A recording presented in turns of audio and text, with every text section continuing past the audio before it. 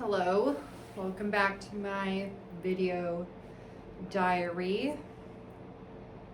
It's funny how being like more stable and in my normal state of mind, not being in survival mode, which caused most of my mania, how much I don't want to do this, but I'm like, oh yeah, like I want to use this as a tool, and I really do feel better documenting my life this way. It's really convenient. I'll get back to writing a diary at some point, but it's all been so stressful that it's actually easier to just talk into a camera. I do go to therapy, that's going good. She's actually a trauma therapist. She helped some of the victims in her career from the famous Jordan, Minnesota case, which was so it was a trailer park of families raping their kids in a satanic ritual style, and so she has that understanding. Nonetheless, so a lot happened. Man, people really have just been in their little gang units, because it's so funny. When I talk to law enforcement more, people get angry at me because I'm trying to prevent human trafficking. I'm wanting to end the slavery of prostitution. Again, end the slavery of prostitution. I know most other people who have been hurt by sex trafficking, we would have rather picked cotton all summer long than have any of the things that happened to us happen. It would have been 100% more humanizing for American sex trafficking victims to pick cotton all summer long. So yeah, it also cotton picking genuinely seems cathartic if your like back doesn't hurt, because you have to pick the boils like one by one anyway. I say that mainly because I went to Planet Fitness yesterday. Excuse me, I went to a gym that I'm no longer going to. And this guy just like flips me off, and it could be because a lot of these, I'll call them meth gang victims, a lot of them have these specific paranoias that they all share. For example, this man named Nick Rechtenwald, who is unfortunately a victim of meth.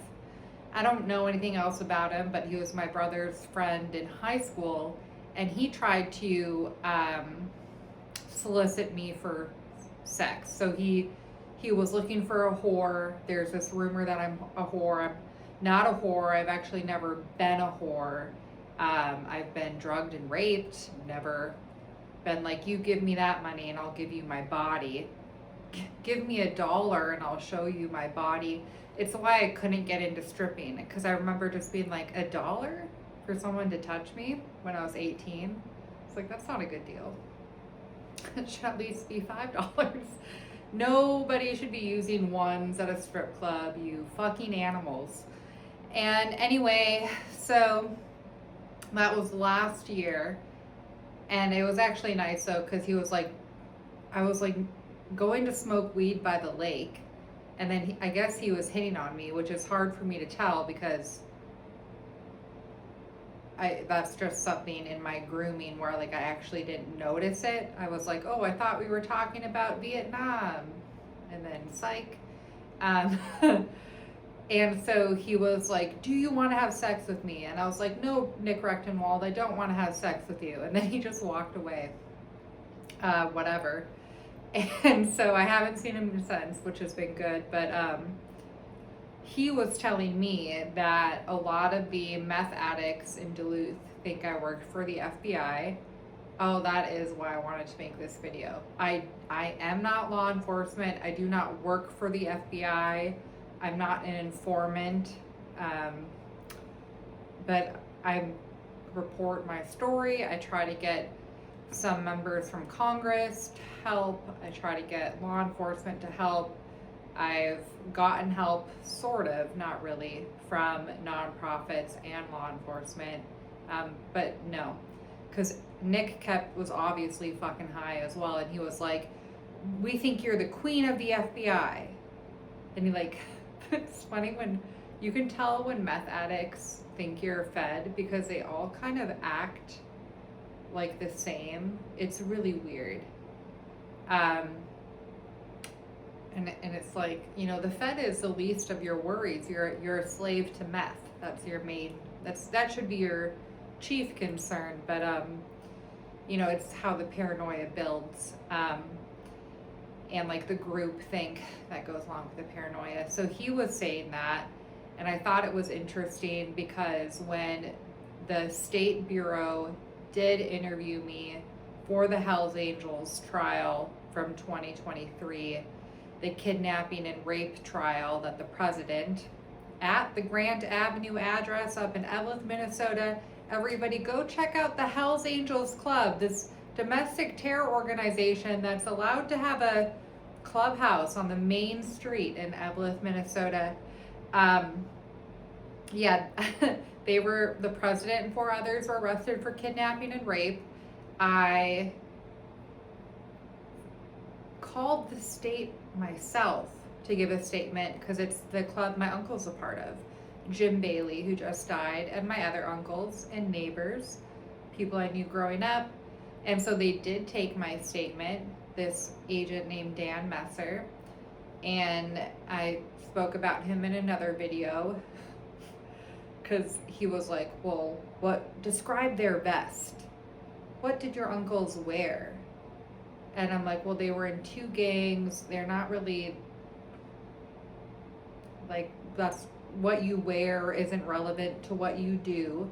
And this agent was only focused on the weirdest details that had nothing to do with how the gang actually operates, which is,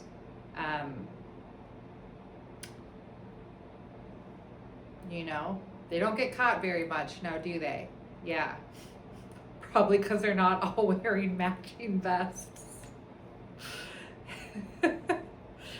Anyway, so it was interesting though, because when I went to confront my dad, because I had no place to go, as soon as I was on the streets and had ended my lease, I just had like a few $1,000s from a chemistry scholarship I had from UWS, the Swenson scholarship. I had a little bit of that money left, and like my hopes and dreams, and just like praying.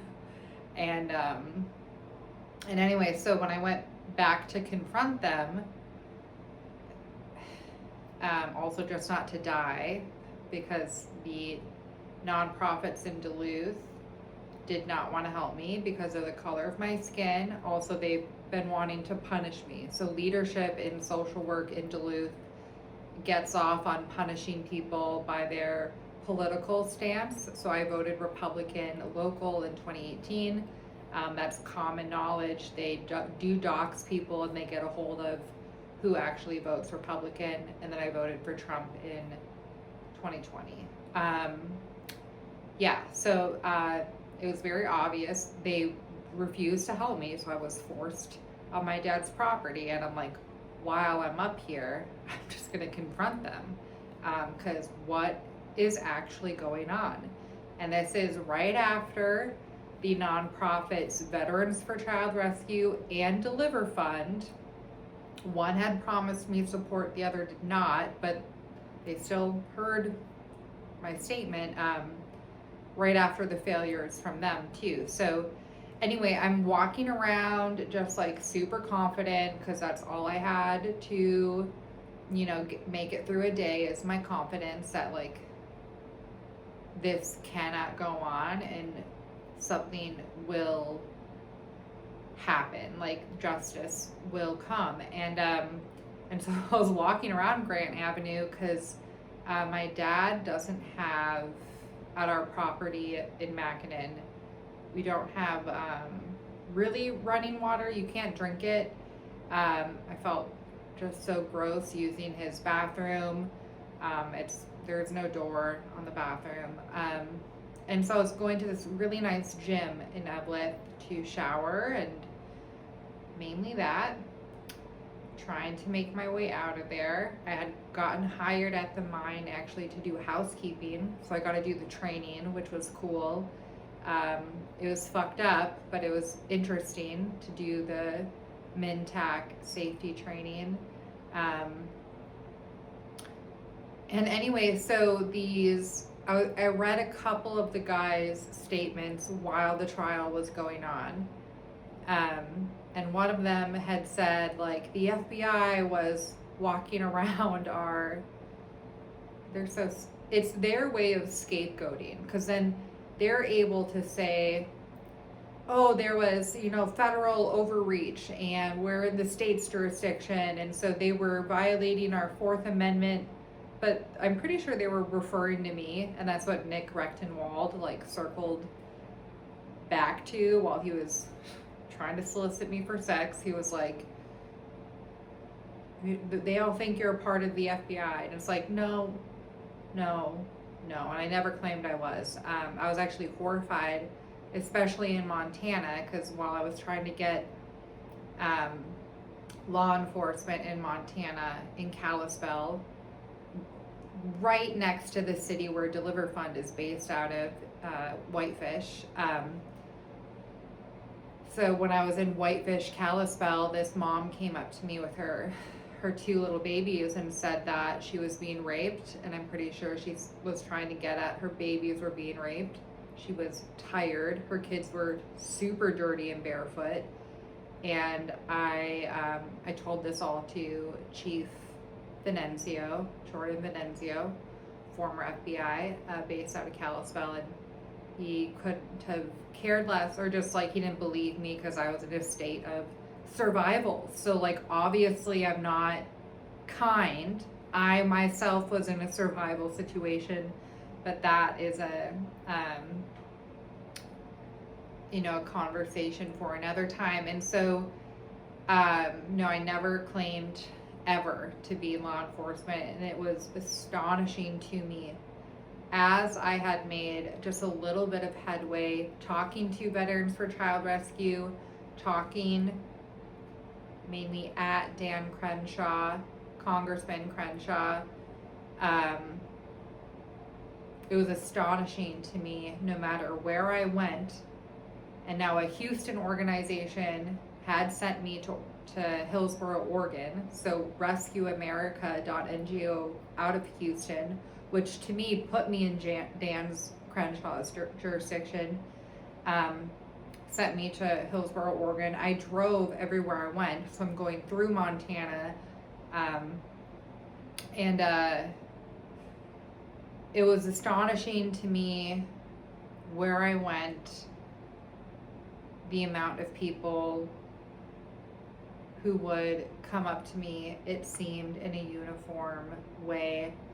And I just, it really helped me learn for myself that the best way forward for victims are online forms, and to go along with that, we would need a relocation act, we would need orphanages, and then we would need hard labor camps, because so many of these gang members, whether you're a Native gang, Bloods, Zeta, Hells Angels, Warlock, any gang, most of you have sexually abused or allowed your kids to be sexually abused. That is the majority of it. So most of you need to pay for what you did in some way. And we're just going back to the mid-1800s America, where it's okay, well, you need to go to a hard labor camp, and you're going to need to work the rest of your life to pay for the emotional damages for sex trafficking your kids. Also,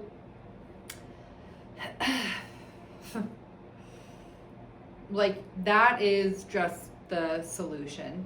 Yeah, go build the railway. James J. Hill out of St. Paul, Minnesota, and James Cook out of Duluth, Minnesota, railway magnates who really wanted a railway passenger rail to Portland. Okay, every single gang member, you, I guess you all have to be prosecuted and then assigned to hard labor building a railway, sun up to sundown. It'll be good for your mental health. There's nothing like hard labor for mental health. And that's just like another solution of mine. But circling back to my video diary,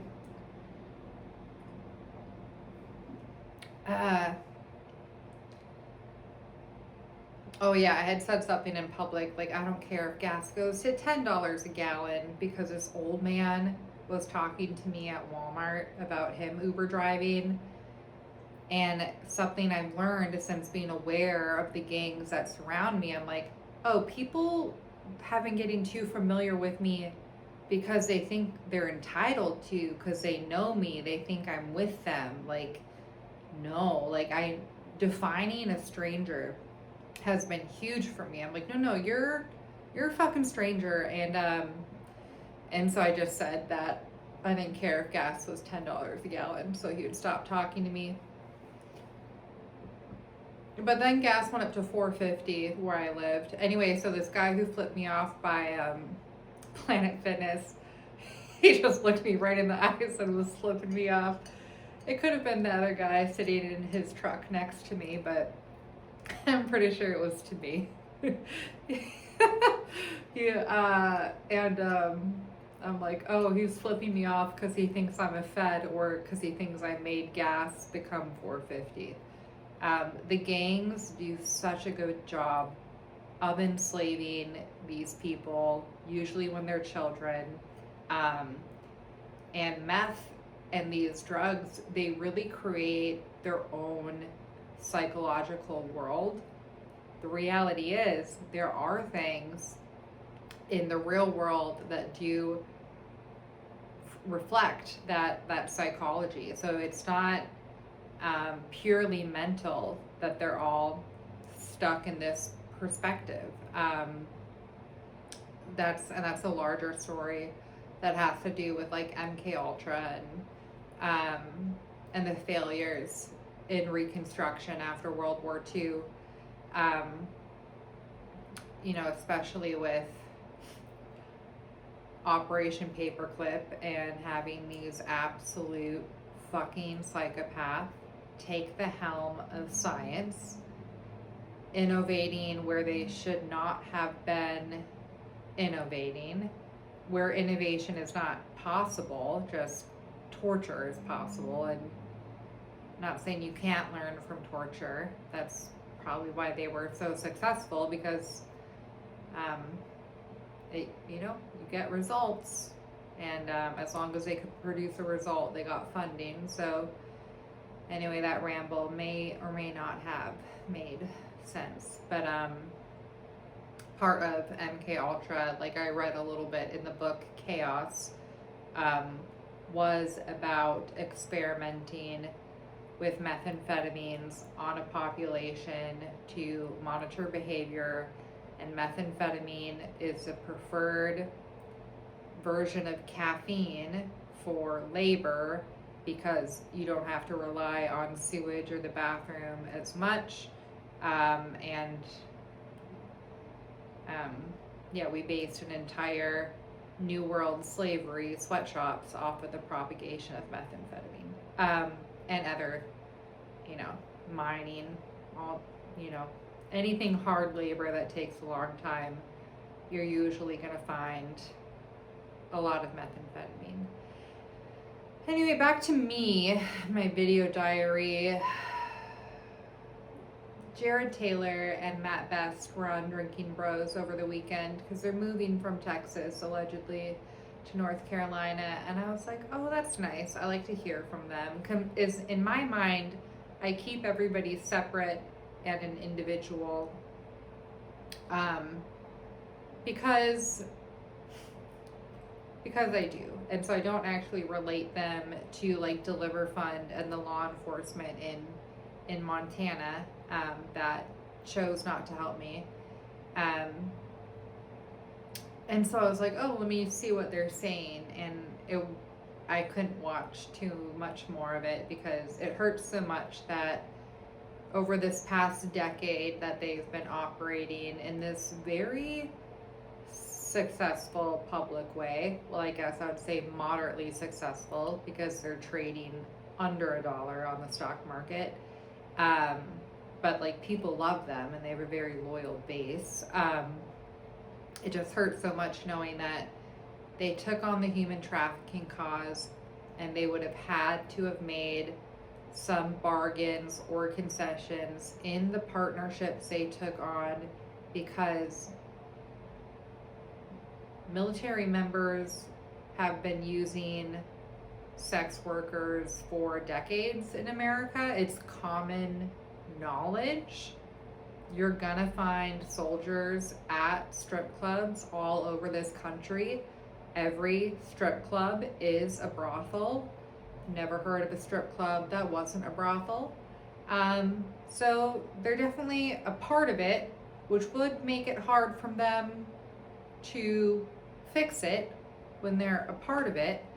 Military members at large, not Jared and Matt. But Jared had said they were the first major military podcast, which was interesting to learn.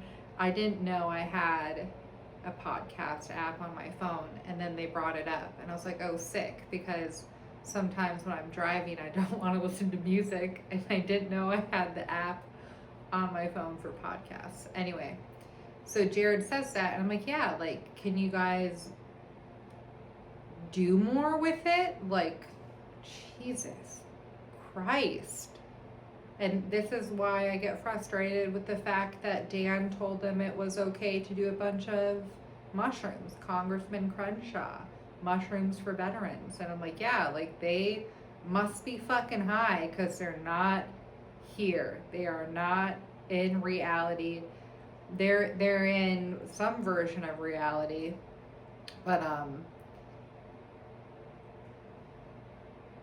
yeah, I guess it's okay because at some point in the decades to come, they're gonna have to answer for it because other people on the outside, mainly this very loyal base they have, are gonna be like, oh, I thought you guys were helping human trafficking victims.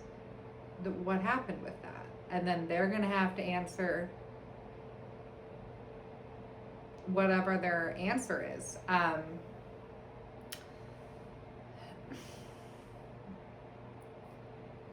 Yeah. And it is kind of funny too, though, because it's not like, so like Black Rifle Coffee shares advertisements with the companies that are advertising human trafficking victim rescue. So it's not like it's in their business as a coffee company, but they're sharing platforms and massive social spaces with human trafficking victim rescue. So it's kind of interesting because you think of how like men like have to, especially like soldiers, they have to what's the word, follow a hierarchy. Not that they have to, they are most likely to operate within a hierarchy because that's what they're used to. And so they're operating in this hierarchy, and for their own mental well-being, because I get it for myself too, you do have to say like, oh, somebody else is going to do that, or I'm sure they're doing, you know, what I'm imagining they're doing. And I think that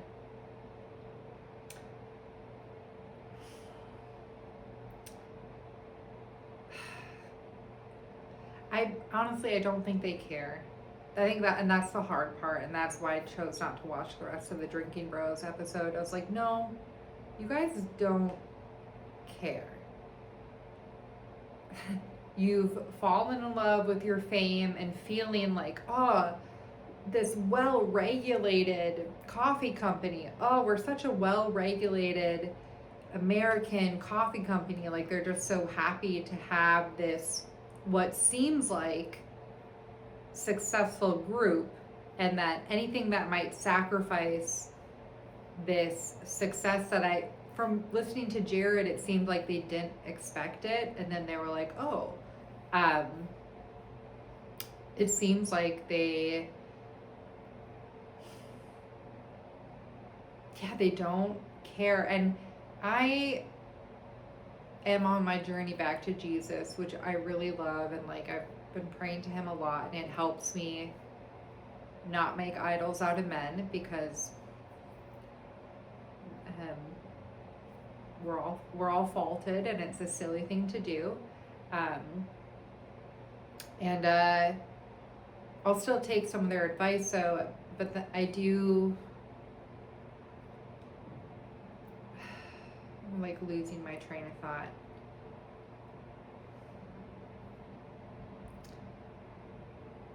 Yeah. Because I know their advice isn't for me.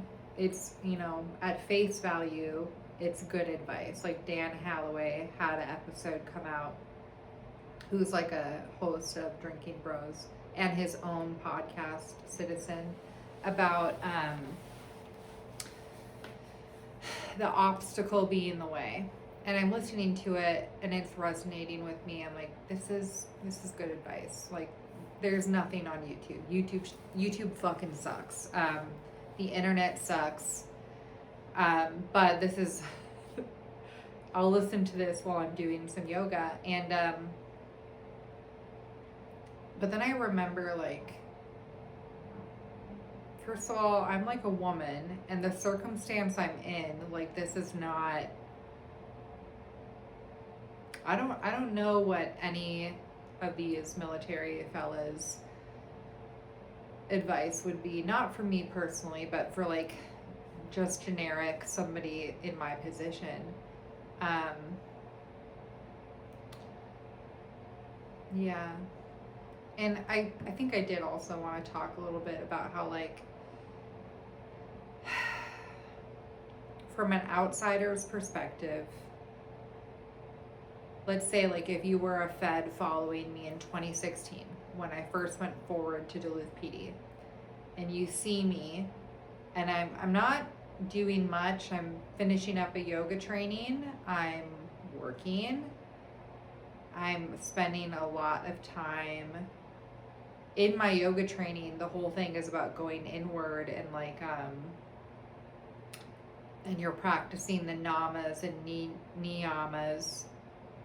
So like, you're practicing brahmacharya, which is like not anything in the excess, or you're practicing satya, which is the action of telling the truth, or only accepting the truth. And so a lot of it is me, like, I would just look like I'm sitting there doing nothing. I do want to say that I'm not overweight at this time. I'm mainly in meditation all day long. Like, if I'm not working, I'm in meditation. I went back for a semester of school. I did my research project on Eleanor of Aquitaine, which was nice to do. She was queen of both France and England in 1100, well, 1060 anyway. So I'm doing stuff like that. I'm not socializing. I have no interest in like drinking or going to the bar.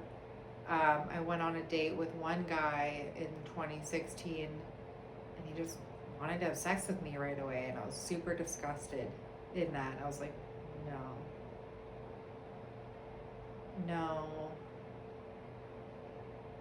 And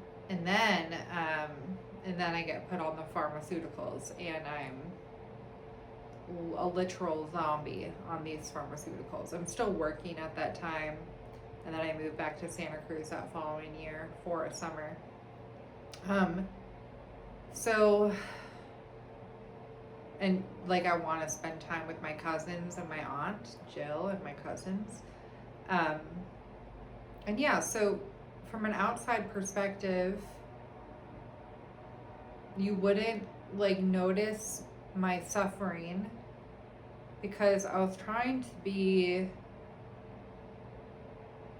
meditative. So even though I was suffering, I just was relying a lot on my yoga practice, which talks about the importance of suffering. Suffering is a path to enlightenment. And so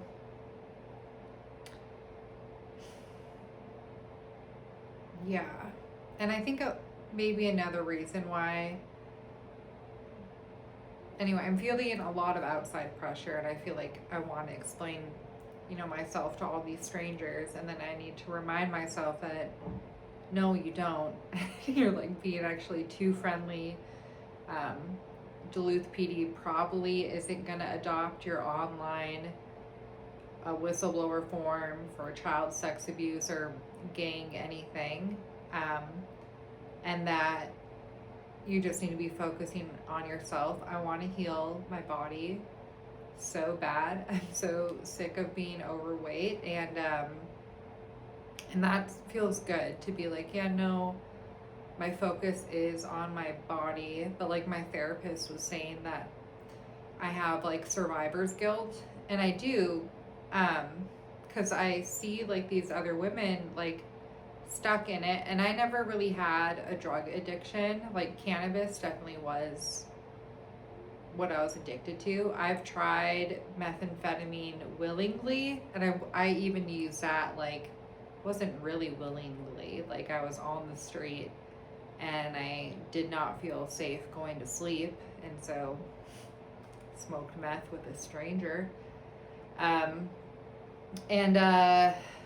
it was a very unique experience.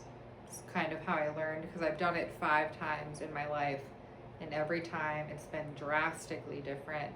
And I learned I learned from women in jail, mainly the one in Kalispell, Montana, who smoked red phosphorus in the 80s, that there's over 1 million different brands of meth. And then that really checked out, because I was like, oh yeah, that makes sense. Because it's all about the function of the chemical, of which there are so many. Like I remember having one when I was a kid, when my family was raping me, laced with Quaaludes, which make you super horny. It's probably one of the least talked about date rape drugs, Quaaludes. A lot of hippies and gangsters from the 60s have stock loads of Quaaludes.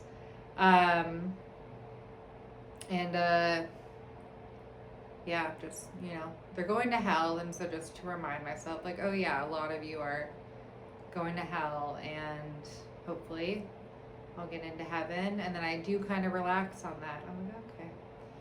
Because there's only so much with the cost of living that I'm going to be able to do in a lifetime. And that's a reality that is nice to live in. I did want to say that I spoke with Officer Robles out of Tucson, Arizona, and I did file a police report against former Navy SEAL Tony Alston Feaster, and that was nice to do. I'll never know what ends up happening with it, but I kept it like super basic. Just, they promised me 24/7 support. They gave my statement to the Fed. They gang, drugged, and raped me, and then they were nowhere to be found. They could have at least said to the police departments, yeah, we're not able to help her. This is true, and her statement is sitting with HSI or the or Homeland Security or the FBI, which is, I think, the 2 of a handful of others that handle domestic terror gangs. And so they could have at least done that. And I talked about the second, oh, hold on. I'll just let my light be off. I talked about the second advocate from Veterans for Child Rescue who I spoke with, Tim Brown, and how he told me that Tony Feaster's wife had died suddenly, which I assumed to be murder and gang retaliation. And yeah, so it was nice finally being able to do that. And then I'll be talking to Virginia sheriffs again on Tuesday and just like trying to remain calm, which it's so much harder for me to handle my own circumstance because what happened to me is real. And so I feel the stress of it in my inmost being. So I am nervous to do that. And I'm nervous to do that. I'll talk to him Tuesday. And then the Duluth PD officer, Grondel, told me it was okay for me to call him Tuesday afterward. Yeah.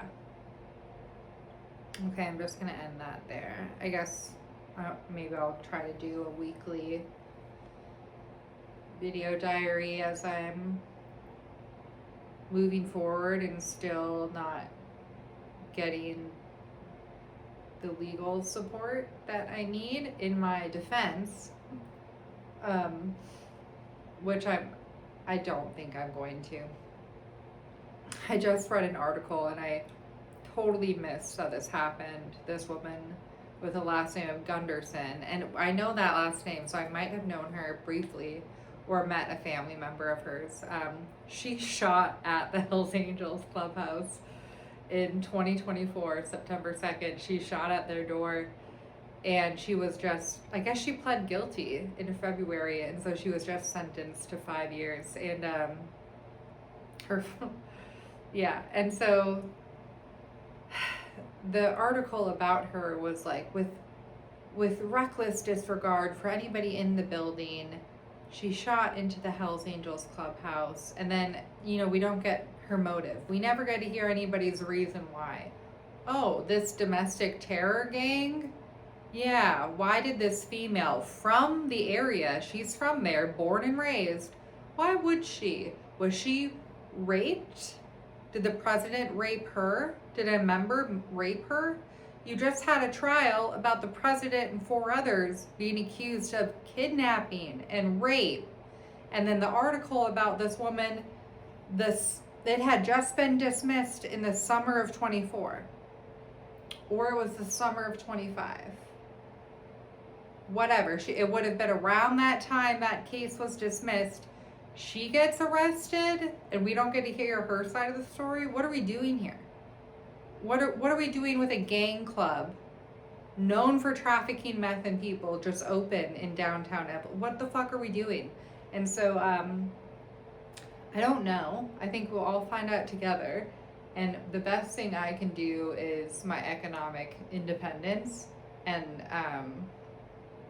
really just letting this obstacle build. This is what I liked about Dan and how he explained it. He was saying, so you have an obstacle, and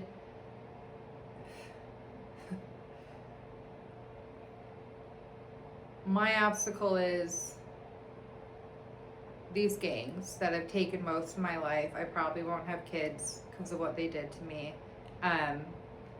Taken most of my life, and that of so many others, people in my family. And so my obstacle is them, and what I want to happen is I want Orphanages Relocation Act Witness protection. No more informants. Fuck your informants. How about you just protect the fucking witness? You don't need to go in this roundabout way to arrest them and to have one rat the other one out to make your job fucking easy. Fuck you. Ever since I found out how informants really work, just get fucked. Anyway, so witness protection, bringing witnesses forward, ending gangs, reestablishing the citizenry's well-regulated militias as LLCs, as, you know, small business. Thinking of that, and it's like, yeah, it is the way, because I'm always going to want these things. I'm always going to be overly obsessed with making them happen. And it is sad because I'm like, for me, I just wouldn't trust like meeting anybody because I'm like, okay, well, I've been set up with gang members multiple times on dates, and I just, yeah, I can move and that's fine. But like focusing on having a husband and my own family is just so,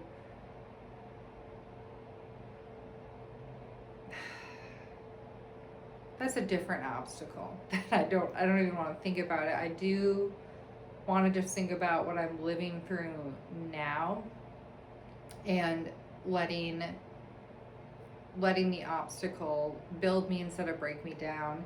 Dan Halloway said it so much better. I couldn't remember a word he said. But I think I got the context right.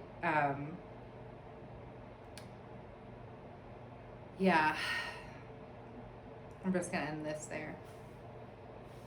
I will say another resident in the building liked my idea of having online forums, especially for local gang violence, and the option would remain anonymous or not anonymous. Obviously, not anonymous can be more reliable than anonymous, but nonetheless, people are still able to operate a mechanism to help prevent gang violence. And so